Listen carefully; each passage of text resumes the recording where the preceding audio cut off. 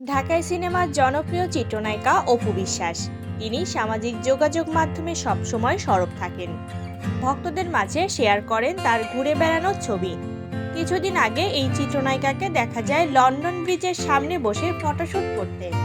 Dhallywood queen খ্যাত অপু বিশ্বাস আবারও সেই চেনা জগতে ফিরতে চান, নিজেকে তৈরি করছেন সেই আঙ্গিকে।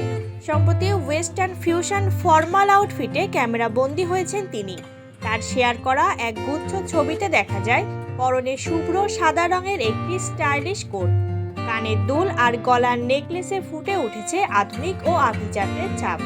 ক্যাপশনে অপু লিখেছেন, তুমি যেমনটা পেতে চাও নিজেকে ঠিক তেমনভাবে গড়ে তোলো। এদিকে অপুকে গ্ল্যামারাস লুকে দেখে আপ্লুত নেটিজেনরা। মুহূর্তে এই ছবির কমেন্ট বক্সে ভরে ওঠে প্রশংসায়।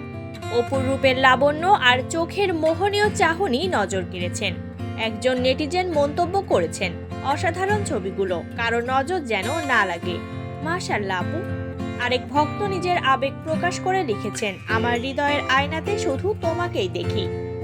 এর আগে নিজের সুন্দর চেহারার রহস্য নিয়ে অপু জানান, আমি যতটুকু জানি মানুষ নাকি ভালোবাসা পেলে সুন্দর হয়, তো আমি মনে হয় আমার ভক্ত দর্শক ভালোবাসার মানুষের ভালোবাসা পেয়েই সুন্দর হয়েছি। প্রসঙ্গত অপু বিশ্বাস কোটি টাকার কাবিন দিয়ে 2006 সালে পরিচিতি পান।